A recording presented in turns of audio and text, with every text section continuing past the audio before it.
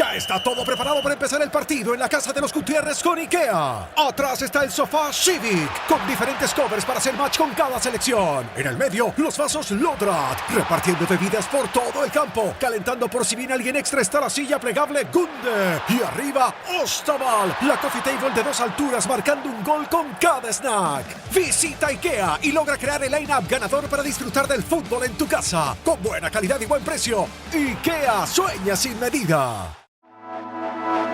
Ser podcast. Estás escuchando el Abierto de Hoy por Hoy. Cada día analizamos las noticias más relevantes de la actualidad, las claves políticas, económicas y sociales, con las voces de los protagonistas y los distintos puntos de vista de nuestros tertulianos. Tiempo para el análisis, tiempo para el abierto. Hoy desde Mijas, estamos en Málaga, es ya una costumbre, los 7 años que he hecho Hoy por Hoy. Hemos empezado el verano en Málaga y para nosotros, para el equipo, siempre es una satisfacción porque venir aquí tenemos ya la sensación de que nos queda poquito para terminar la temporada y poder irnos de vacaciones, así que siempre venimos a Málaga encantados y esta vez a Mijas, para todos aquellos oyentes que estén pasando unos días por aquí o que vivan aquí, que sepan que estamos en el edificio de la Tenencia de Alcaldía de la Cala de Mijas, muy cerquita del mar y con un día maravilloso que ha amanecido esta mañana. Nos acompañan aquí para el análisis Carlos Navarro Antolín. ¿Qué tal? Muy buenos días. Muy buenos días. Tú juegas casi en casa. Yo feliz. Tú feliz. Doblemente, la serie en Málaga. Pues ya está, doblemente en casa. Mario Laurrea, muy buenos días. ¿Qué tal? Tú solo feliz por la SER. Bueno, y un poco enfadada porque este público solo saluda a Javier Aroca, pero bueno, ¿qué es esto? ¿Qué es esto? Y los que venimos de más lejos tenemos más mérito. Claro, di que sí, ¿no? Te has dado cuenta que les he reñido, ¿eh? Sí, vale. Hombre. Y Javier Aroca, muy buenos días. Buenos días y gracias a mi familia. Estoy muy contento porque para mí estar en Andalucía es como una transfusión de sangre.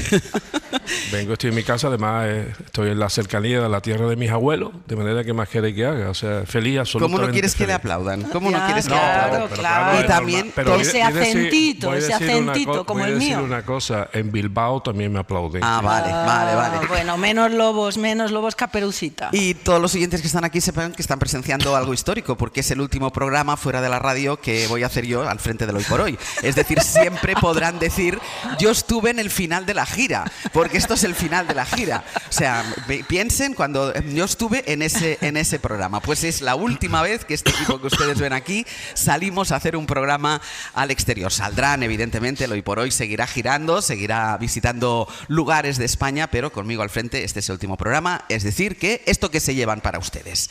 Vamos a empezar ya con el análisis. Hay mucha cuestión política que comentar, sobre todo por el caso Leire Díez, que va aportando novedades a partir del sumario y también por las declaraciones que va haciendo el gobierno, el Ministerio del Interior, pero déjenme que primero hagamos una previa porque mañana empieza la visita del Papa a España, desde mañana hasta el día 12 va a visitar Madrid, va a estar en Barcelona y después va a estar en Canarias, y a partir de aquí 40DB ha hecho una encuesta para la SER y El País que publicamos esta mañana y que versa o han preguntado a los españoles sobre el Papa y sobre la imagen de la Iglesia. Laura Gutiérrez, buenos días. Hola Ángel, buenos días. Laura, hay una primera valoración muy extendida entre los encuestados y es la impresión de que la Iglesia está anticuada. El 80% responde que la Iglesia debe modernizarse, que está por detrás de la sociedad española en muchos asuntos, y también son mayoría los que piensan que la religión no debe seguir siendo ni asignatura en los colegios ni tener una casilla propia en la declaración de la renta.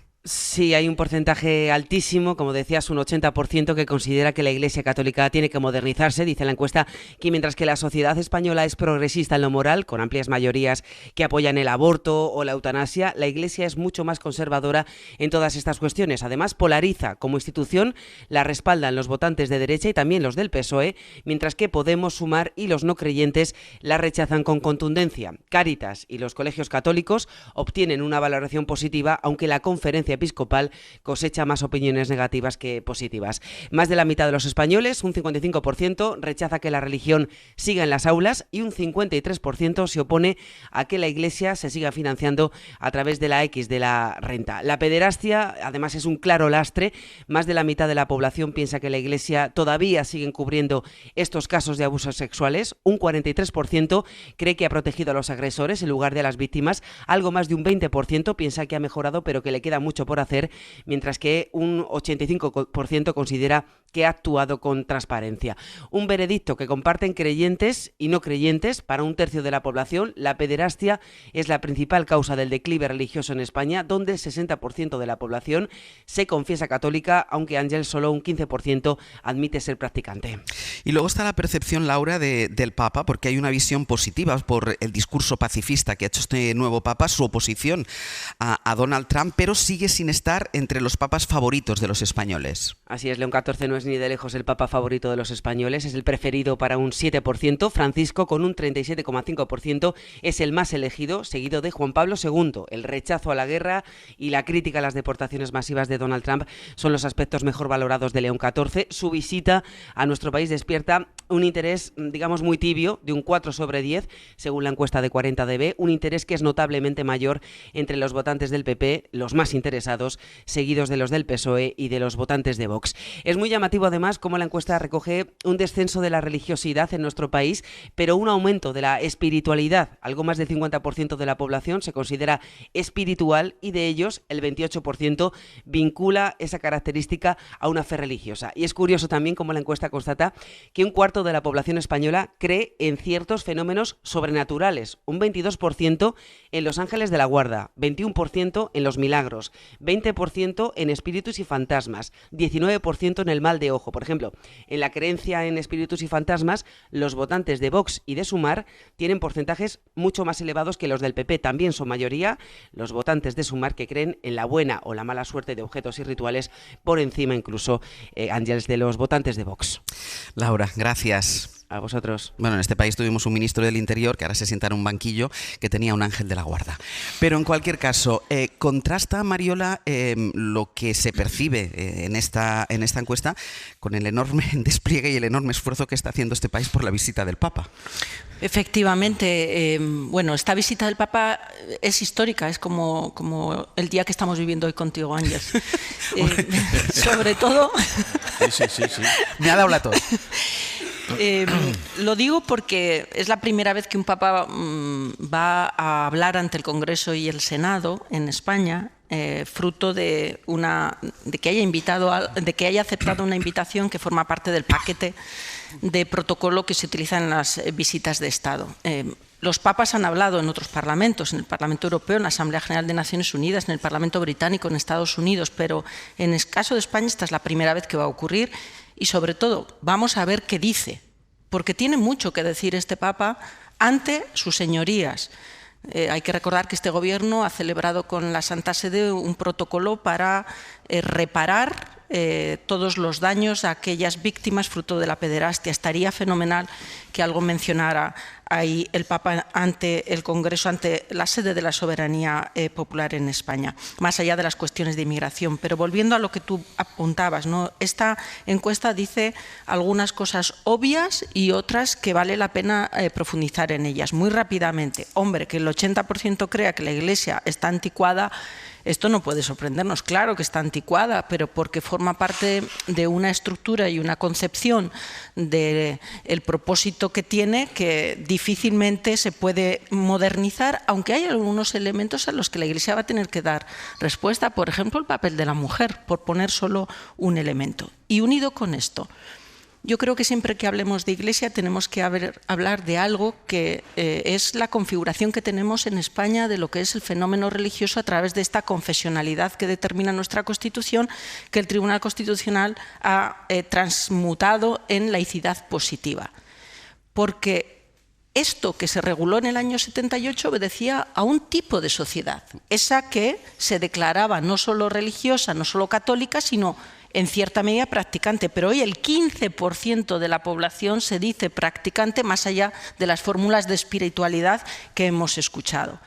Hay cierto trampantojo lo mismo que en la definición del Estado de las autonomías, que es más federal que Estado de las autonomías, pues lo mismo, estamos en un laicismo cada vez menos adjetivado y no tanto en una confesionalidad, porque la sociedad española se ha secularizado. Y la cuestión es cómo abordamos esto en términos políticos.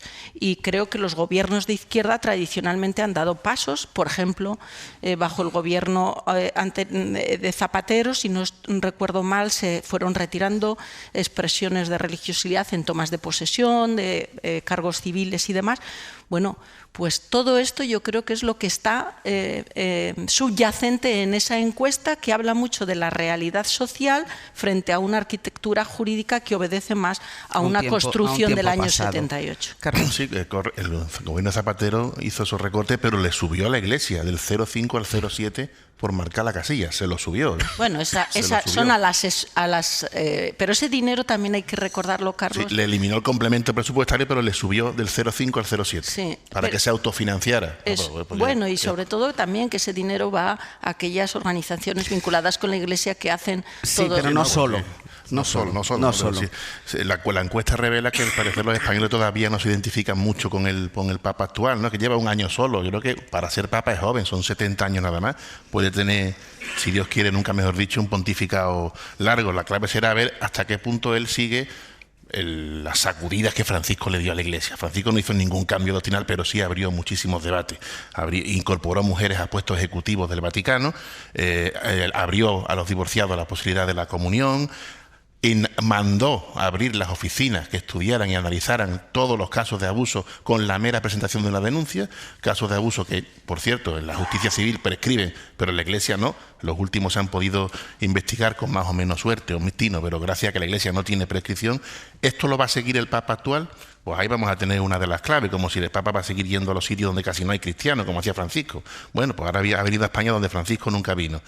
Y se deduce también de la encuesta, que me parece interesante, la distinción entre espiritualidad y religiosidad, que lo que yo veo ahí lógicamente es una tendencia al individualismo. Yo quiero vivir mi experiencia sin individual. Intermediarios, como pasa en todo. Una espiritualidad a la carta. En la Iglesia. La voy a vivir como la experiencia, como lo que, bueno, pues vamos a ver cómo evoluciona eso y vamos a ver cómo responde también el movimiento de voluntarios de muchos jóvenes, en este caso, en esta visita con un Papa que casi no es muy conocido. Vamos a ver cómo responde eso, ¿no? También es verdad que en el episcopado español se han incorporado figuras modernas de mucho interés, como el cardenal arzobispo de Madrid, cardenal Cobo, con un mensaje que sí continúa la línea del Papa Francisco. Está por ver, es que es urgente esperar ahora mismo. Añado un titular que lleva esta mañana, como hablábamos, esto de la pederastia en la Iglesia, y a ver si va a hacer alguna referencia. El Papa de momento no está previsto que se reúna con víctimas de la pederastia. Vamos a ver si quedan todavía días para que pueda hacer algún cambio en la agenda, pero el titular que da hoy El País, con lo que abre hoy El País: 7 cardenales y 61 obispos españoles están señalados por encubrir pederastas. 7 cardenales y 61 obispos. Aroca.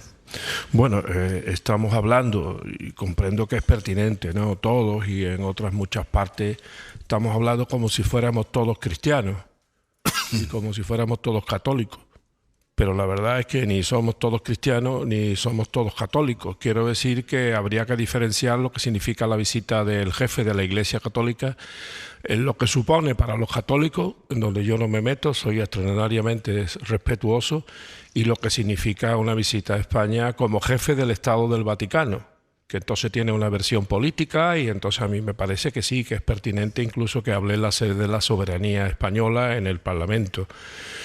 Tiene luego unas variedades políticas que a mí son las que me interesan, y también me interesa menos otras cosas. Por ejemplo, como yo soy materialista y pertenezco a la línea materialista de la antropología, me voy a ahorrar mis comentarios sobre la espiritualidad de los españoles, porque no quiero, en este momento importante de visita del prelado máximo de los católicos, no quiero hablar de este tipo de cosas, porque no quiero herir susceptibilidades. Ahora, desde el punto de vista político y de lo que dice la encuesta, bueno, el socialismo vaticano, que es muy potente dentro del Partido Socialista, estará temblando, creo yo, porque lo que está diciendo esta encuesta, si es que nos tenemos que regir por las encuestas, es que hay una mayoría social en España que no entiende, en mi opinión, cómo es posible que mantengamos todavía los acuerdos con la Santa Sede, el llamado concordato, en donde precisamente se fijan aspectos que son condenados por los españoles. Por ejemplo, la financiación de la Iglesia, el papel de la Iglesia y de la religión en los colegios, y también el desempeño de la actividad pastoral, por otra parte, que constitucionalmente tiene derecho, pero que tiene que encajar mejor en el derecho de los hombres, no en el derecho de Dios. Me refiero, por ejemplo, a la civilidad de la política en España, en donde las leyes civiles y las leyes penales tienen que estar por encima de las leyes religiosas, cosa que no está ocurriendo. Pues tú decías antes, Carlos, la prescripción en la Iglesia es mayor que el derecho. ¿Y a mí qué? Eso será para los cristianos. Yo quiero que un ciudadano, sea católico, sea hebreo, sea musulmán, sea lo que sea, si tiene la nacionalidad española o no la tiene y responde ante la justicia, tiene que responder todos iguales. No puede responder un católico de una manera y uno que no lo sea tampoco, y uno que sea prelado de una manera y otro que no sea prelado tampoco, porque se están dando situaciones de auténtica desigualdad dentro del tratamiento que hay. ¿No? Y termino, desde el punto de vista político, decís, bueno, a mí me cae muy bien el Papa. Me cae muy bien el Papa porque además me crié en colegio de cura, una parte solo, por eso he salido regular. Yo no. O sea, si hubiera sido todo, pues hubiera tenido Time Chao, digamos, ¿no? Entonces, sí sé que este Papa representa lo más progresista en la Iglesia dentro de la doctrina social de la Iglesia. Por tanto, es normal que los sectores más reaccionarios, hoy día presentes en la mayoría de las sociedades europeas y no europeas, tengan un poco de distancia con este Papa, porque este Papa los pone colorados. Y desde el punto de vista político me interesa una cosa. El Papa piensa de una manera, a pesar de notables excepciones, tú has citado una, totalmente distinta a lo que piensa la Conferencia Episcopal Española, que también es una organización política. Déjame que haga una pausa porque levantan la mano tanto Mariola como Carlos. Una pausa y a la vuelta seguimos.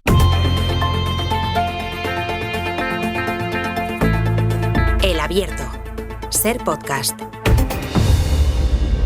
En El Abierto, Javier Aroca, Carlos Navarro Antolín y Mariola Urrea, y hablando a partir de la visita que empieza mañana del Papa a España, de los datos que arroja esta encuesta de 40dB para la serie El País. Y Mariola, levantabas la mano. Yo creo que desde un punto de vista más civil, menos religioso, hay dos documentos siempre que hay que leer para, digamos, apreciar en su justa medida de qué estamos hablando en términos de mandato de un papa, ¿no? Uno es el discurso que emite cada año ante el cuerpo diplomático, porque ahí siempre refleja todo lo que es la doctrina en relación con la paz, y creo que este papa ha sido muy claro y pertinente, haciéndolo incluso frente a quien pretende dar una patada en el tablero del orden basado en reglas.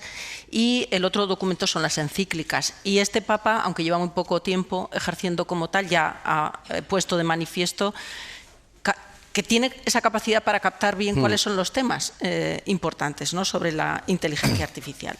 Y creo que por esos hechos hay que juzgarlos, en esa dimensión más civil, digamos, que es la que yo creo que también nos interesa comentar ahora. Pero quiero rescatar un poco lo que tú planteabas. 7 obispos, 60 y tantos cardenales están vinculados con este delito que tiene que ver con la pederastia, ¿no? Y que es un delito execrable, pero que es que cuando se comete en un entorno de confianza, como era el que muchas familias depositaban a sus hijos y a sus hijas, en un entorno que creían de confianza en la Iglesia, cobra unos tintes, digamos, más dramáticos. Y yo quiero rescatar aquí unas palabras de Francisco que formuló en el marco de una carta. No es un documento como los que he citado antes, pero que es valioso, porque ahí habló de reconocer lo ocurrido, habló de reparar el daño y habló de otra cosa, que habló de generar, la Iglesia tiene la obligación de generar entornos seguros, porque es esto lo que ha provocado la complicidad y que este delito se perpetuara en el tiempo, porque hubo silencio, porque no se garantizaron espacios seguros. Por todas estas razones, y dado que León XIV toma el testigo, por lo menos en el ámbito de la migración, de lo que es la doctrina de Francisco, es tan relevante que en una visita a España, después del acuerdo entre el Gobierno y la Conferencia Episcopal en relación con cómo reparar a las víctimas, tenga una mención en el Parlamento y, desde luego, un encuentro que yo confío que se anuncie como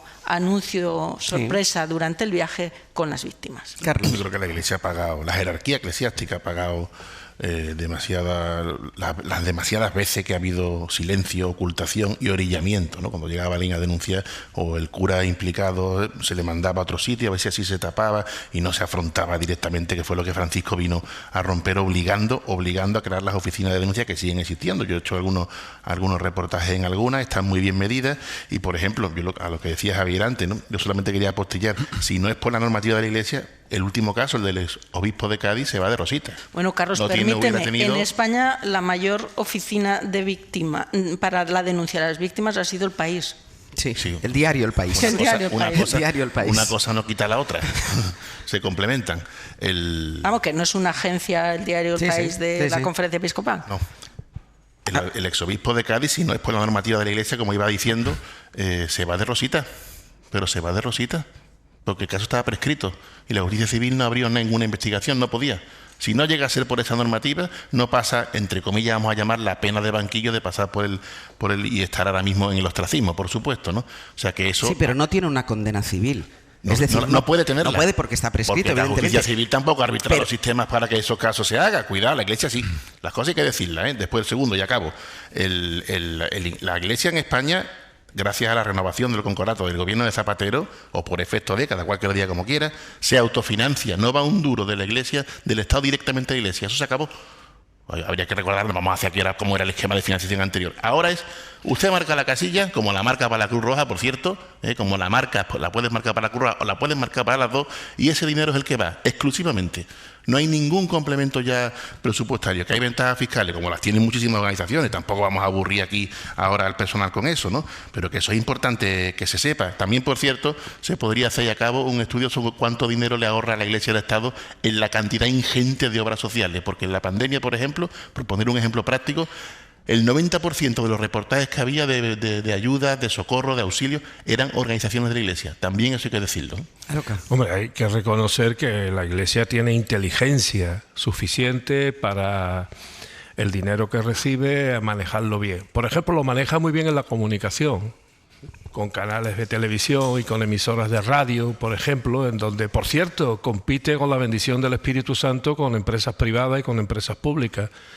¿Cuál es la ventaja? Que el Espíritu Santo no te inspecciona, como te inspecciona el Ministerio de Hacienda o te inspecciona cualquier Ni otro. suma para el EGM. Exactamente. Bueno, o sea, sabemos, que ya sabemos que la Iglesia es inteligente. Claro, no va a ser inteligente si es una empresa milenaria, pero ya te vuelvo a decir que no es lo mismo escuchar al hacer que otras emisoras presididas por el Espíritu Santo, que tiene evidentemente sus bendiciones. Yo no digo que no, pero bueno, oye, mira, aquí lo que está en cuestión no es si la Iglesia es buena o es mala o es regular. Todo el mundo tiene que ser bueno, todo el mundo tiene que ser compasivo, todo el mundo tiene que tener empatía por los más débiles, pero cada uno tiene que hacerlo si quiere con su dinero y no con el dinero de todos. Y el dinero de todos debe de establecerse para financiar precisamente la responsabilidad de todo que reside en los gobiernos y reside en las autoridades civiles a las que podemos votar si lo hacen bien o podemos dejar de votar si lo hacen mal, pero nunca hemos votado nadie en el mundo, ni a un papa, ni a un obispo, ni a un cura. Eso es lo primero que tengo que decir. Lo segundo, hablaba mi compañera Mariola de que, bueno, el Papa, evidentemente, yo ya lo he dicho antes, tengo una simpatía especial, me interesan las cosas que dice, creo que es un intelectual de primer nivel y dice cosas muy interesantes, por ejemplo las que ha dicho sobre inteligencia artificial. Pero hay que recordar una cosa. La Iglesia, esto que no sé si teme también Aznar, porque Aznar se refería en España con que temía que España se convirtiera en una república confederal, por supuesto rojera. La Iglesia es confederal. El Papa puede decir misa y nunca, mejor dicho, y la conferencia episcopal se puede estar manifestando en la calle con organizaciones afines en contra de legislaciones civiles. Por eso digo que es confederal, porque a lo mejor la conferencia episcopal de España no hace lo mismo que la conferencia episcopal de Portugal o de Francia, si es que las hay, que no lo sé, tampoco me sé de memoria ya el derecho canónico y en este caso los aspectos administrativos. Y una última cosa, decía Mariola también, que la Iglesia iba a crear espacios seguros. Es que mire usted, quien tiene que crear... lo decía el Papa. El Papa. Quien tiene que crear espacios seguros, por ejemplo, para algo tan importante como la educación de nuestros niños, es el poder civil. El Poder Civil es el que tiene que garantizar que en los colegios no se cometan abusos sexuales de ningún tipo, sean cristianos, sean una madrasa, sea lo que sea. A mí no me vale que la Iglesia diga, no, yo voy a crear un espacio seguro. No, si usted no tiene que crearlo.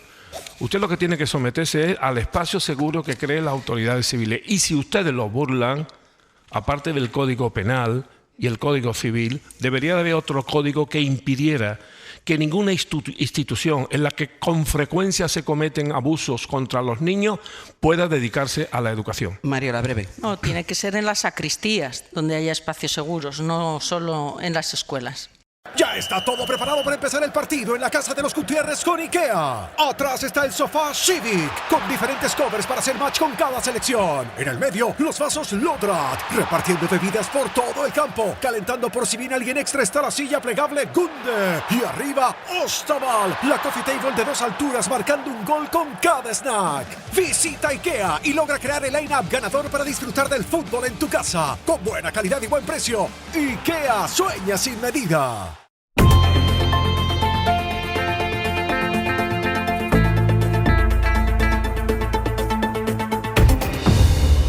Estoy en Mijas haciendo este programa con Javier Aroca, con Carlos Navarro Antolini, con Mariola Urrea, y vamos a entrar ya en materia, vamos a entrar con el caso Leire, porque después de que el informe de la UCO señalara directamente a la directora general de la Guardia Civil, ha sido ella misma la que finalmente anoche emitió un comunicado en el que vino a confirmar lo que hasta ahora se había negado desde el Ministerio del Interior, y es que ella, la directora general de la Guardia Civil, Mercedes González, dice que sí, que se reunió con Leire Díez, aunque no con el propósito que deduce la UCO, que dice la UCO en su informe. Javier Bañuelos, buenos días. Buenos días, Ángel.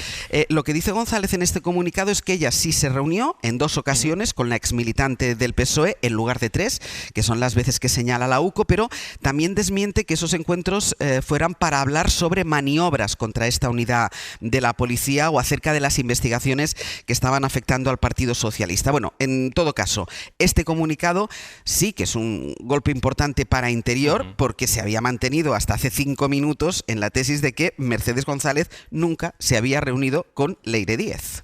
Sí, Ángel, porque durante todo el día de ayer lo cierto es que en el Ministerio de Interior trataron de trabajar para intentar acotar el daño que estaba provocando esta situación a la directora de la Guardia Civil, y como dices, anoche a última hora sacaron ese comunicado que en líneas generales, venía a confirmar lo que ya adelantamos aquí en la SER. El gobierno reconoce ahora que sí, que Mercedes González se había reunido con Leire Díez siendo directora general de la Guardia Civil, pese a que ella misma, pues siempre lo había negado, igual que el ministro Fernando Grande Marlaska, que lo negaba de esta forma la misma semana pasada. La directora de la Guardia Civil no ha tenido ninguna reunión con ninguna persona, la que ha indicado Leire o cualquier otra, en términos de ningún tipo. De ningún tipo, decía el ministro. Fuentes gubernamentales ya nos confirmaron ayer que fueron encuentros informales, siempre a petición de la fontanera del Partido Socialista, y en los que en un momento dado, si no reconoce Leire Díez, sí le habló de su teoría de la UCO patriótica, pero Mercedes González no le dio ningún tipo de credibilidad. Por eso mantienen que fruto de aquellos encuentros, la directora de la Guardia Civil nunca dio ningún tipo de orden, nos dicen, para boicotear las investigaciones vinculadas al Partido Socialista.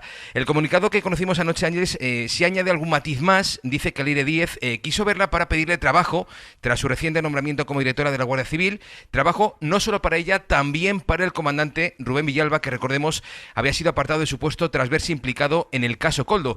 Aquí conviene recordar, Ángeles, que en esto Leire Díez no mintió. Según el sumario, Leire quedó con el propio comandante Rubén Villalba en una cafetería y se comprometió a quedar con Mercedes González para hablar de él. Y lo hizo. El comunicado de la Guardia Civil detalla que Mercedes González se negó a recuperar a este comandante y desde entonces cortó con Leire Díez. No se vio más. De hecho, fue a raíz de ese último encuentro, en abril de 2025, cuando activó el borrado automático de mensajes de WhatsApp en el chat que tenía con la fontanera del Partido Socialista desde el año 2022, cuando la conoció por primera vez siendo delegada del Gobierno en Madrid. Baño, gracias. Un abrazo. Claro, desde que ha estallado todo este caso Leire Díez estamos reclamando más explicaciones, porque recordemos que tenemos que esperar a esa comparecencia del presidente del Gobierno prevista para el día 20 y algo de este mes para que dé explicaciones sobre este caso. Claro, ayer conocemos el auto, conocemos que el auto dice, que el sumario dice que Leire Díez se ha reunido en 3 ocasiones con la directora general de la Guardia Civil. y lo niegan a pesar de que la directora de la Guardia Civil sabe que sí se ha reunido, aunque sea para otro motivo. Tan difícil, Aroca, es salir y decir, sí, señores, yo me reuní con Leire Díez, no para lo que dice la AUCO, pero salir en el minuto 1. Primero porque mientes tú y haces mentir, quiero pensar que Marlaska no lo sabía, y haces mentir a tu superior. Quiero pensar que sí, que deberían de haber respondido inmediatamente. Por cierto, a un informe de la AUCO. Sí, eso es importante dejarlo claro siempre. Es que parece que ya los informes de la Guardia Civil hacen santidad testimonial en todo lo que ocurre en este país. Yo creo que eso habría que empezar a despejarlo. A mí me llama mucho la atención porque siempre he sentido bastante interés por los temas de corrupción en nuestros entornos políticos y nunca he visto ni en Francia, ni en Italia, ni en ningún otro país próximo, por no haber sido otros más alejados, tanto protagonismo de las policías judiciales, que por cierto la mayoría de los que estamos aquí ni conocemos.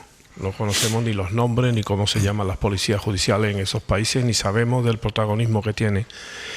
A mí en este caso yo diré una cosa, independientemente de lo que se pueda demostrar y de lo que se pueda probar, estoy seguro que ninguno de los que estamos aquí, incluidos nosotros 4, le encargaríamos a Leire Díez nada. Es que lo primero que tiene que pasar en este país es que cuando se aclare todo, tanto haya consecuencias penales como no las haya, alguien debería de decirle al PSOE que cambie de amigo y que cambie incluso de profesiones auxiliares, porque yo no creo que esta señora ni siquiera merezca el nombre de la noble profesión de la fontanería. Pero bueno, esto es un problema que tiene que arreglar el PSOE como otros muchos. Yo creo que entrando en el meollo del asunto, si se ha reunido la directora general de la Guardia Civil 2 veces con Leire Díez, eso no infiere para nada, no. Ni de lo que hablaron, ni para qué hablaron, ni Pero es más fácil explicarlo, Aroca. Sí, pero explicaría, mire usted, yo no me he reunido. Claro. Eso ahí donde yo veo el problema, tanto de ella como del ministro. Pero dicho esto, el hecho de que la directora general se haya reunido con Leire Díez, eso no infiere que estaban sentados y ni más ni menos que de la directora general de la Guardia Civil y una fontanera de la que ya se ven ustedes la opinión que tengo, estaban ni más ni menos que reunidas para conspirar contra la Guardia Civil. ¿De verdad que tan endeble es la Guardia Civil y tan endeble es el Estado español como para que una persona así y otra se puedan sentar y conspirar contra la Guardia Civil? Yo me vaya a perdonar que no me lo crea, porque si me lo creyere, en cualquier caso, estaría hablando muy mal de la Guardia Civil. Carlos. Lo serio, efectivamente, es que no se puede inferir nada, salvo que ha habido una mentira. Y después de lo que hemos oído, del corte que hemos oído del ministro, anoche se produce un comunicado donde la directora sí reconoce esa reunión, el ministro ha quedado, por decirlo popularmente, como el gallo de Morón, sin plume cacareando, por cierto, una vez más, porque este ministro, que tenía un enorme prestigio, recordaréis, como magistrado, enorme, elogiado incluso por el PP, está haciendo una carrera, sobre todo en el PP. Está haciendo una carrera terrible, porque recordamos la mentira con la muerte de Melilla, recordamos el caso Pérez de los Cobos, recordamos, polémicas, escándalos, no ir a los funerales de los guardias civiles, recientemente en Andalucía, por cierto, que no fue, se está cubriendo de gloria. Y efectivamente, lo que se puede preguntar uno es cómo llegan este tipo de personajes, desde la señora Leire, un personaje fanfarrón, friki, megalómano, a donde ha llegado y cómo se ha movido a la altura que ha volado este pájaro, a la altura que ha volado. Pues hay que preguntárselo, claro que sí, hay que escrutar, hay que pedir explicaciones, pero como cada día nos levantamos con una nueva novedad, es que ya no estamos desbordados, es que esto no sabemos, ni ellos mismos creo que sepan por dónde va a ir, pero cuando la directora deja, como ha dejado al ministro, es que esto empieza a estar descontrolado, no, muy descontrolado. Y yo personalmente creo que un gobierno que ha hecho tanto y tan bien por este país, un partido que tiene más de 100 años de historia, no puede confiar toda su estrategia de presente y de futuro a la idea de que existe una operación judicial o policial contra ellos, al hecho cierto de que no exista una mayoría parlamentaria para que el PP pueda armar una moción de censura, o al hecho también cierto de que la oposición y su candidato, Alberto Núñez Feijóo, no haya explicado nunca para qué quiere el poder. Dicho todo esto, ya no es tiempo, Carlos, para preguntarse por qué estos sujetos o sujetas llegan a donde han llegado. Ya sabemos, ya tenemos información suficiente para saber que han pasado cosas sean o no delictivas, que no son compatibles con lo que se espera de una organización seria. Ya no es tiempo de reflexionar acerca de cómo ha podido ocurrir. Aquí es tiempo para que quien sea explique y, sobre todo, se dimita. Y, honestamente, la directora general de la Guardia Civil no puede seguir ocupando su cargo. Y el ministro del Interior no puede ocupar su cargo más días. Esto es obvio y es la única manera, y esto no es debilitar al gobierno, es todo lo contrario. Es intentar de una manera democrática responder a un problema que el sistema puede con este problema y con otros 25 problemas como este. Y solo si respondemos en términos democráticos con los instrumentos que tiene la democracia, que es explicación y asunción de responsabilidades, podremos trasladar a la ciudadanía algo tan obvio como que la democracia en España no está en peligro porque existan casos como los que estamos conociendo. Pero atrincherarse, tratar de explicar de nuevo lo que no se ha explicado antes, pues da una sensación obviamente de perplejidad increíble. La clave está en cómo responde el Partido Socialista al problema que se le abre con el caso Leire. Pero dejadme, antes de ir contigo, Aroca, que pedías la palabra, dos cosas más de la investigación. La primera, las nuevas pesquisas que ha pedido la UCO. Isabel Vega, buenos días. ¿Qué tal? Buenos días. Porque han pedido al juez que soliciten todos los movimientos bancarios, tanto del Partido Socialista, del PSOE, como del PSC, del Partido dels Socialistes de Cataluña, entre 2024 y 2025, que son los años en los que supuestamente operó la trama. Y también ha pedido un informe a Hacienda porque sospechan de una serie de pagos efectuados a ese medio de comunicación llamado Crónica Libre, que es un diario digital que publicó los audios recabados por Leire Díez. Sí, es una información muy amplia la que piden al juez tanto del PSOE como del PSC para ese periodo 2024-2025. La UCO llega hasta aquí rastreando un pago de 20.000 euros en publicidad de las elecciones catalanas de 2024 que habría hecho Ferraz a ese diario digital al que estaba asociado Leire Díez. Lo relacionan con que la trama entregó al PSOE unos audios de Villarejo. Bueno, pues al analizar los movimientos del digital, vieron que había cobrado una cantidad muy parecida y en fechas muy cercanas de un grupo empresarial dedicado a la publicidad. Y a la vez encontraron una orden de pago a ese mismo grupo empresarial entre los papeles que se llevaron de la sede del PSOE. Todo esto, sumado a los indicios de que Leire Díez habría cobrado del partido a través de sociedades interpuestas, lleva a la UCO a esta petición de máximos, que supone mirarlo todo y que tendrá que resolver ahora el juez. Pide que recabe de la agencia tributaria y de una lista de entidades financieras movimientos de cuentas, disposiciones de efectivo, bienes muebles e inmuebles, un mapa completo. Y además que se requiera a ese grupo empresarial la lista de sus relaciones comerciales tanto con el PSC como con el PSOE. En Ferraz defienden que siempre han colaborado con la justicia y que van a seguir haciéndolo. Isa, gracias. A vosotros. Y otra novedad de la investigación que les estamos contando esta mañana, recordarán que el mismo día que la UCO acudió a Ferraz, hizo varios registros, entró en otros domicilios y en otras sedes empresariales. Entre ellos entró en el domicilio de Gaspar Zarrías, exdirigente socialista andaluz, y en su casa la Guardia Civil encontró 20.000 euros en efectivo. Pedro Jiménez, buenos días. ¿Qué tal, Ángeles? Buenos días. Pero en ese registro se llevaron más cosas y según Zarrías, que ahora ejerce de abogado, dice que la UCO se llevó unos documentos que están amparados por el secreto profesional. Sí, porque la UCO intervino en ese registro del pasado 27 de mayo al exdirigente del PSOE en Andalucía, Gaspar Zarrías, que ahora es abogado en ejercicio, 24 carpetas de clientes, Ángels, y en solo una de ellas figura el nombre del PSOE, según el acta que levantaron los propios agentes. El registro comenzó a las 8 de la mañana, se extendió hasta las 3:30 de la tarde, pero el letrado que asistía al investigado tuvo que ausentarse poco antes de las 11. La defensa de Zarrías pidió al juez ese mismo día, cuando tuvo conocimiento de lo que había pasado, que le devolviera todo aquello que no tenía nada que ver con la causa, que no guardara relación con su trabajo para el PSOE, porque decía que vulneraba el secreto profesional. Pero el juez se ha negado a ello. Pedraz citó a Zarrías y a su abogado este miércoles en la Audiencia Nacional para que les indicara carpeta a carpeta en qué caso se afectaba el derecho de defensa del cliente. Ellos se negaron a hacerlo porque toda documentación, toda comunicación de un abogado está protegida por el secreto profesional. El juez no lo ve igual y explica que se queda con todo porque después de haber examinado esa documentación, no hay ninguna actuación concreta, sostiene, de Gaspar Zarrías como letrado en ejercicio que afecte al derecho de defensa de cualquier cliente, y que una vez que lo haya analizado todo la Guardia Civil se decidirá lo que se devuelve y lo que no, si es que hay que devolverle algo. Pedro, gracias. A vosotros. Y luego está lo que estábamos hablando ahora aquí con los analistas de esta mañana, que es la estrategia de Ferraz, la estrategia del Partido Socialista, que de momento mantiene que todo este asunto empieza y termina en Leire Díez y en Santos Cerdán, pero que no afecta en ningún caso ni al partido ni a ningún otro cargo. Ana Fernández Vila, buenos días. Aranjes, buenos días. De hecho, a pesar de que ella ha reconocido que se reunió con Leire Díez, tanto Gobierno como PSOE descargan cualquier responsabilidad a Mercedes González, insisten en que mantienen la confianza en la actual directora general de la Guardia Civil, y lo que reiteran es que toda esta trama queda encapsulada en personas concretas, y estas personas son Cerdán y Díez.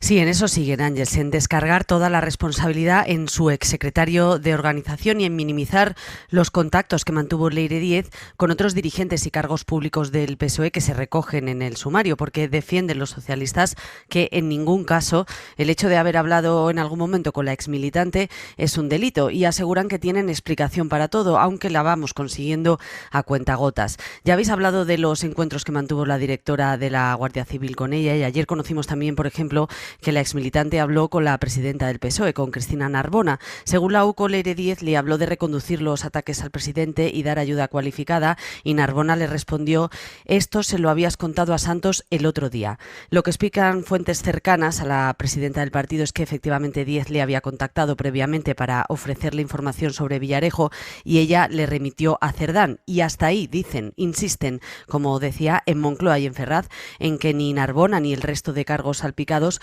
colaboraron en esa supuesta trama, que no hay nada en el sumario que lo pruebe, y desmienten también la implicación de Sánchez en esa supuesta trama. Insisten en que ellos son los primeros perjudicados y los más interesados en que la justicia llegue hasta el final. Lo decía ayer la portavoz del Gobierno, Elma Saiz. Con total tranquilidad, somos los primeros interesados en que se conozca la verdad. Indudablemente el Partido Socialista es el de la colaboración con la justicia, y desde luego, bueno, pues esa es la actitud y la coherencia que establezco. El PSOE no descarta querellarse contra Leire Díez o Cerdán, pero por ahora no han dado ese paso. Lo que dicen es que aún es pronto, que conviene dejar que la investigación y la justicia avancen hasta tener toda la información para poder dar este paso. Ana, gracias. A vosotros. Aroca, ¿qué querías intervenir? Stop the planet. Son solo 30 segundos. Esto no es violento. No tengo alternativa. Hay un oyente / espectador del programa que ha levantado una pancarta que dice que no habláis del cambio climático. Stop the planet. Yo creo que pero yo creo que ha errado ha errado con el programa, porque nosotros sí hablamos a menudo del cambio climático. Entonces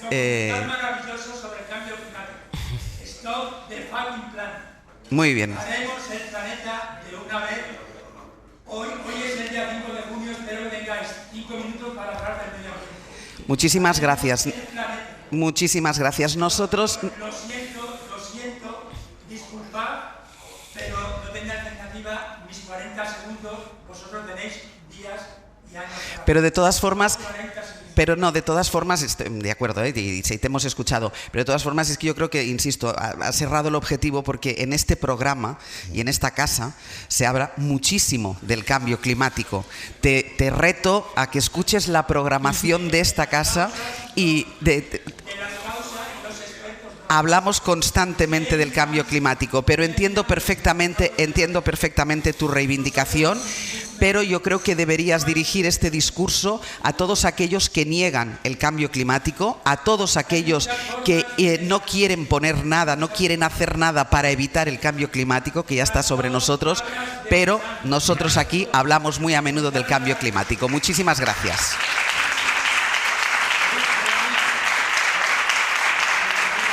Aroca, cuando tú quieras. Estábamos en la estrategia del Partido Socialista. Yo sé la estrategia en la que estamos. Y ya he dicho suficientemente, no solamente aquí, sino en otros lugares donde he podido hablar, la impresión y el juicio que me merece la torpeza y la actitud del Partido Socialista, pero sí es importante algo que se ha dicho en la mesa. No es lo mismo lo que es delito de lo que no lo es. Sí, y yo por lo menos quiero hablar de delitos. De otro tipo de cosas, pues bueno, podemos hablar cuando quiera, pero yo creo que eso es más un problema estético de la propia responsabilidad y de cómo se quiere vestir un partido, en este caso el Partido Socialista, y cómo quiera parecer vestido delante de la opinión pública y delante de ellos. A mí me interesa lo delictual, lo delictivo, saber si han cometido los delitos que dicen que han cometido y ver la trascendencia de esos delitos. Eso es lo que a mí me preocupa. Por eso quiero insistir en varios aspectos. Bueno, primero, declararme absolutamente ignorante de que sea crónica libre. Seguramente luego, cuando termine y nos tomaremos un café o algo de eso, alguien me puede explicar a mí qué es crónica libre.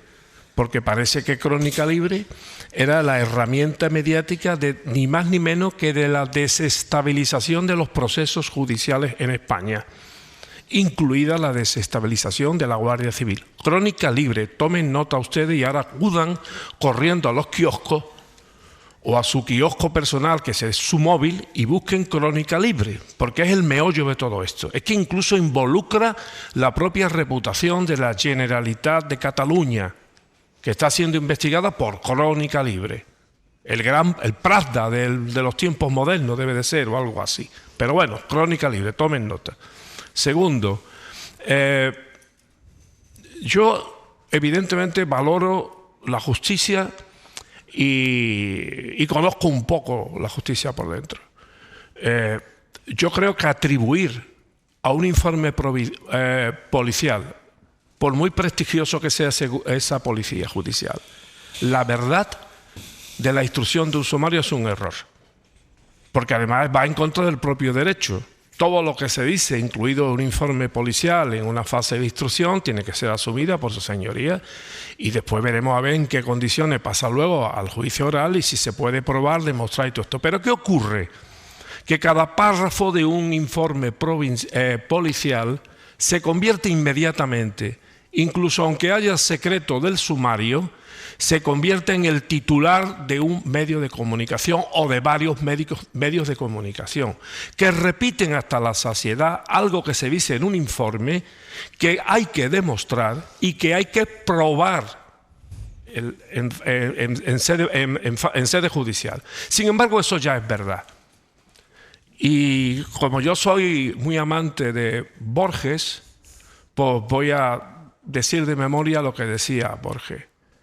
Decía Borges que no hay que confundir la verdad con el tamaño del tipo de un titular de un medio de comunicación. De todas formas, déjame que diga una cosa sobre este medio de comunicación que tú dices, Crónica Libre, y sobre la investigación que la UCO pide por el dinero desviado o presuntamente desviado o aportado por el Partido Socialista y por el PSC a este medio de comunicación.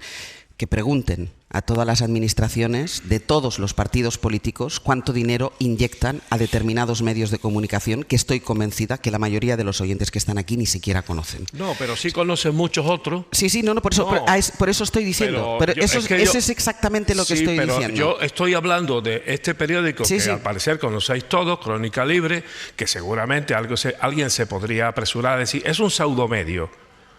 O son pseudoperiodistas, ¿vale? Y entonces inmediatamente nos acordamos de otros pseudomedios y de otros pseudoperiodistas. Pero yo no estoy hablando ahora, lo primero es una anécdota. Preguntarme a mí mismo de manera retórica quién sea Crónica Libre. Yo le estoy preguntando por los medios que no son pseudomedios, según ellos, sino que son veromedios y veroperiodistas. Y hacen lo que decía que no había que hacer Borges. Hay un debate que, Javier, yo creo que es interesante mantener, ¿no? Que es dónde perimetramos el nivel de exigencia para un gobierno, para los partidos políticos, en los sistemas democráticos. Y hay quien puede sugerir, bueno, pues el nivel que le vamos a exigir a quienes asumen nuestra representación política y están en ese nivel de gestión de la cosa pública es el que no hayan cometido delitos. Y hay otro estándar que podemos decir, bueno, eso de que no cometan delitos, claro, estamos hablando de un estándar muy rebajado. Deberíamos también ser capaces de pedirles algo más, que tiene que ver con un estándar que podríamos configurar en términos de cierta virtud pública. Ese concepto es un concepto indeterminado, ese concepto lo determinamos cada momento, cada grupo social. Decimos qué queremos cuando elegimos a nuestros representantes que representen, no solo que gestionen la sanidad, no solo que gestionen una política de vivienda que nos haga la vida más cómoda, también pedimos que se comporten de una determinada manera, con un estándar un poquito más elevado, porque los representantes políticos son mucho más que una persona ejerciendo una profesión. Son referentes, o por lo menos teóricamente deberían aspirar a serlo. Personas en las que confiamos y personas a las que le confiamos nuestro futuro, porque es quien define el ecosistema público en el que nuestra vida se hace más fácil o se convierte en un infierno. Yo creo que reivindicar solo un estándar de comisión de delitos es poco, que nos merecemos más. En las sociedades democráticas nos merecemos más. Pedir a un gobierno y pedir a un partido de gobierno, como es el Partido Socialista, que sea valiente y que explique las cosas. Es que yo creo que ese es el kit de la cuestión. Y que asuma responsabilidades con algunas dimisiones, de verdad que no es pedir demasiado. De verdad que no es hacerle el caldo gordo al Partido Popular, aunque hoy parezcan mis palabras que coinciden con el argumentario del Partido Popular. Es todo lo contrario. Es decir, que el sistema democrático consiste en eso. Es decir, que el gobierno todavía tiene una oportunidad para seguir desplegando las políticas que hacen a la vida de las personas una vida mejor, pero que va a ser muy complicado si no explica algunas cosas y va a ser imposible si hay personas que no asumen responsabilidades. Pero en este caso, no solo que las explique, sino que no asuman responsabilidades. Y que no mientan. Es decir, yo tengo la teoría de que los ciudadanos somos lo suficientemente inteligentes, si no nos acaban por estropear, que lo están intentando, somos lo suficientemente inteligentes para entender muchas cosas, o para entenderlo todo. Si sale la directora de la Guardia Civil ayer por la mañana o antes de ayer, estando absolutamente de acuerdo con lo que dice Aroca, que un auto de la AUCO no es una sentencia de nada. Pero si sale tu nombre en un auto de la AUCO y te dice, en ese auto de la AUCO, se ha reunido con... Pues tú sales y dices, sí señores, yo me reuní con Leire Díaz. Ella pidió verme porque quería esto, esto y esto. ¿Por qué no se hace? ¿Y por qué el ministro dice A y luego tiene que ser corregido para decir B o ha matizado? Sí, sí. ¿Y por qué si Leire Díaz está ya en los papeles desde hace tiempo, no hay un control de daños? No hay una explicación que permita identificar y que permita cierta garantía de que hay alguien al mando de todo eso. Aroca, breve. Aroca, ¿querías hablar? No quería hablar demasiado, ya he hablado bastante.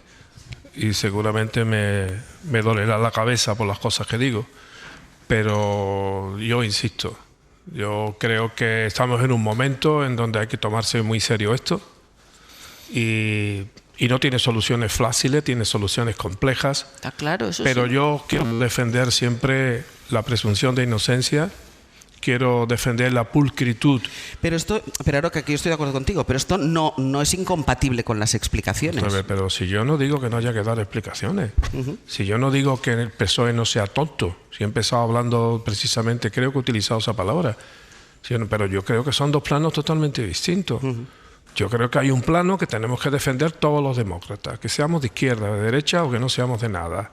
Incluso los que seamos creyentes y creamos en el Papa y creamos hasta en los ovnis, como dice el informe ese que nos has leído antes. Yo lo único que creo es que un Estado de Derecho se tiene que basar por reglas importantes, de seriedad, de respetar bien los procesos, de respetar el papel que jugamos cada uno, el papel de la política, el papel de la justicia, el papel de la investigación, el papel de los medios de comunicación, que cada día es más importante, no solamente para la formación de demócratas, sino para una información veraz, como dice la Constitución española, y que últimamente se están convirtiendo en los jinetes de esa información veraz, sino en los caballos de una información tergiversada, una información intencionada y que no aporta nada a la salubridad democrática del Estado español. Dejadme, ¿vas a decir algo, Carlos? Cuando tú me digas. Ya, ahora mismo, si tú quieres. No, ahora mismo Mariola se preguntaba antes, afirmaba que ya no es momento ya ni siquiera de pensar cómo ha llegado un personaje como Leire y a dónde ha llegado, ¿no? Yo es que también creo que ya es que casi no es momento de cortafuegos del gobierno. ¿Cómo ejecuta un cortafuego? ¿Cómo para esto? ¿Cómo lo va a parar? El ministro, la directora de la Guardia Civil, el antiguo director, que por cierto está en la embajada de Washington, que también lo orillaron, como hace la Iglesia, orilla a la gente, tapa los problemas. Los comportamientos son los mismos, cuando hay un problema, los mismos, con independencia de la gravedad de unos y de otros, pero son los mismos, seres humanos tratando de ocultar la verdad. Ni ellos mismos saben cómo se va a desarrollar esto, que están unos callados. Anoche la directora de la Guardia Civil hace el comunicado, deja al ministro como lo deja, porque ni ellos mismos saben ni se fían ya entre ellos mismos. ¿Sabéis cómo se llama esto? Tardosanchismo, fin de una etapa. Bueno, ese es un elemento... Acabo. La película misma la he visto con otros partidos, que por cierto, cuando la UCO entra en Génova 13 se cuenta igual, que ha entrado. Y la gente han entrado más de una vez en Génova 13. Se cuenta igual. Pero la diferencia de cuando entró, esto lo contamos el otro día, de cuando entró en Génova 13 es que tuvo que entrar porque el Partido Popular no le daba ni la información ni la documentación. Y los ordenadores habían volado. Y los ordenadores se habían destruido a martillazos. La parte periodística es lo que yo voy, que los titulares salen igual y efectivamente no son sentencias, son o registros o requerimientos según los casos. Este debate a mí me suena, a mí al típico fin de etapa que no sabemos lo que va a durar. Bueno, ahí podemos estar en desacuerdo, tú y yo, pero si esto es lo que tienen que decir los ciudadanos. ¿Cuándo? Esto es lo que tienen que decir cuando toque votar. No, pero no solo los ciudadanos eligen, los ciudadanos no solo destruyen a un gobierno a través de las urnas, lo hacen retirándoles la confianza mucho antes. Para evitar eso es lo que yo planteo, que con independencia de cuál sea el resultado final, tengas tu razón o no, el gobierno y el partido tiene que ser capaz de ofrecer una explicación. Y luego otro día, porque aquí hemos hablado mucho y yo incluso también he escrito algo, y luego hablamos de las necesidades de actualizar el Poder Judicial en este país, que ahí hay mucha tela que cortar, pero eso pues es compatible con esto otro que estamos señalando, y si no, viviremos en realidades paralelas. Aroca, y vamos con el Partido Popular. Aroca. Sí, pero fijaros, ya sé que estoy en minoría, pero... Y lo que te gusta estar a ti en minoría. El dulce encanto de la minoría.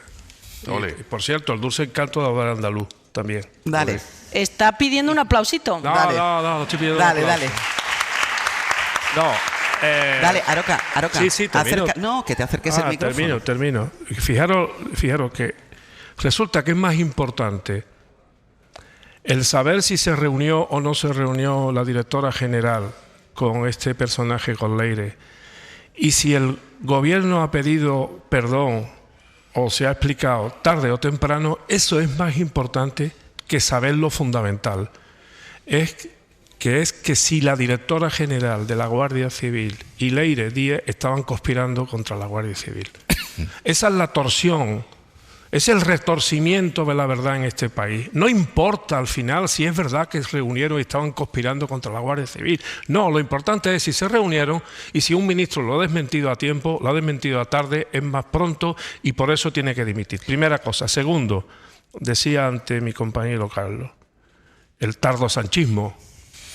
Estamos en el tardosanchismo y él ya aventura que se va a acabar.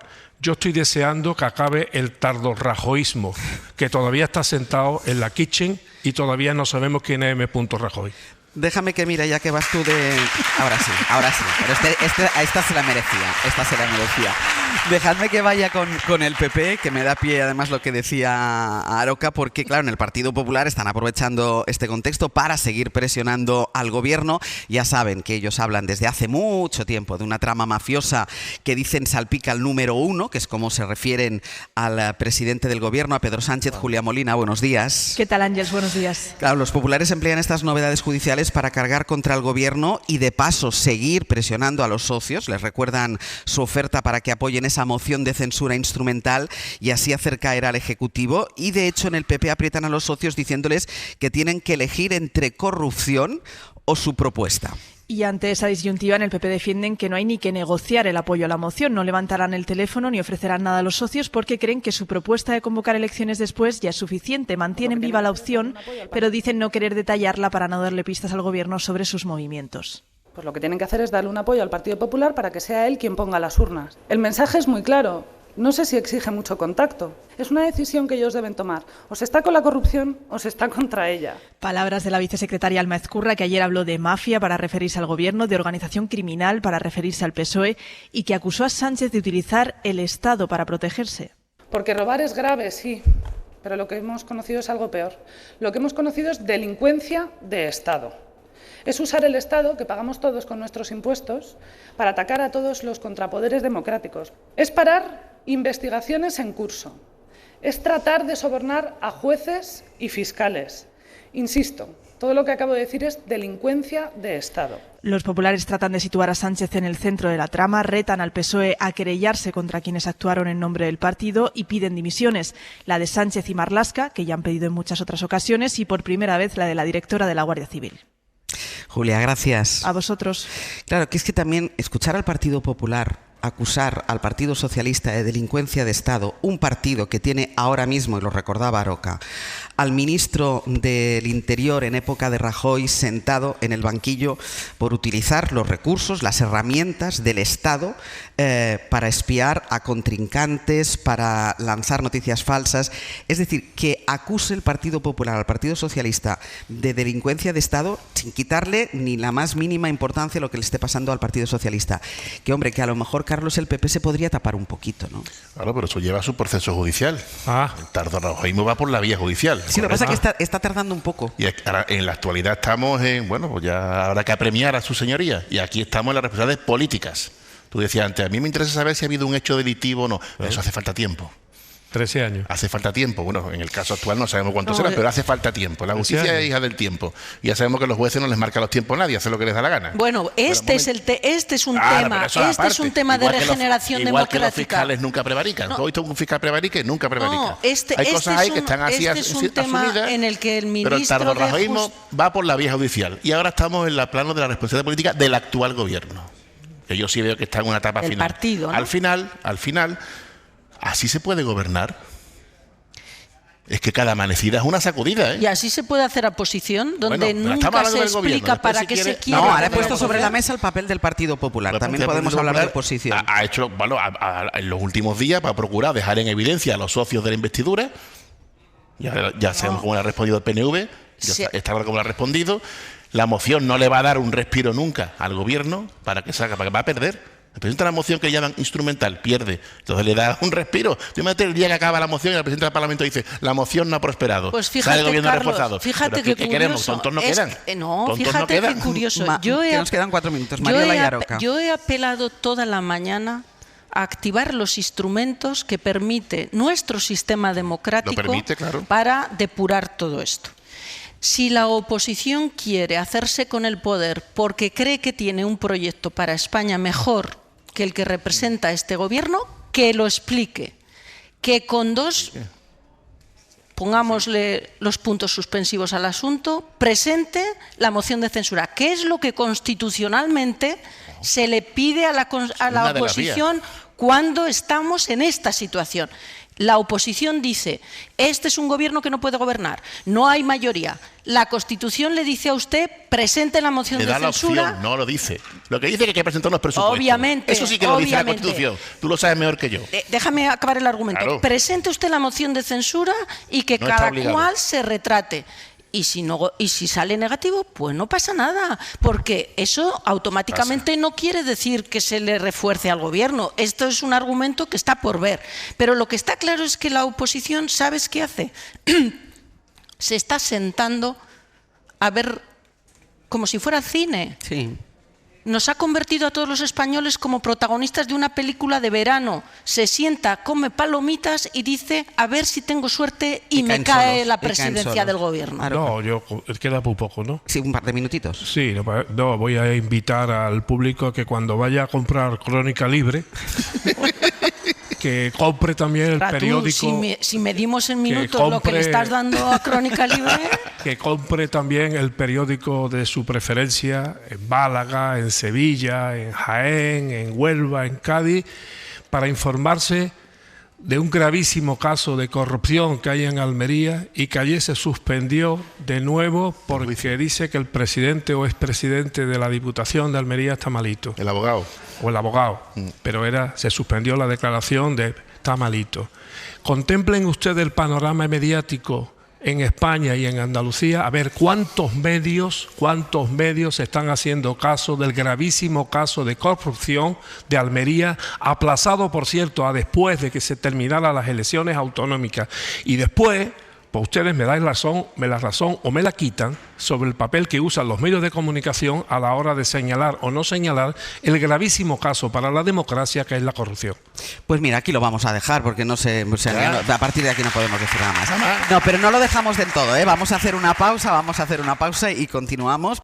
Ya está todo preparado para empezar el partido en la casa de los Gutiérrez con IKEA. Atrás está el sofá Civic, con diferentes covers para hacer match con cada selección. En el medio, los vasos Lodrat, repartiendo bebidas por todo el campo. Calentando por si viene alguien extra está la silla plegable Gunde. Y arriba, Ostaval, la coffee table de 2 alturas marcando un gol con cada snack. Visita IKEA y logra crear el line-up ganador para disfrutar del fútbol en tu casa. Con buena calidad y buen precio. IKEA sueña sin medida.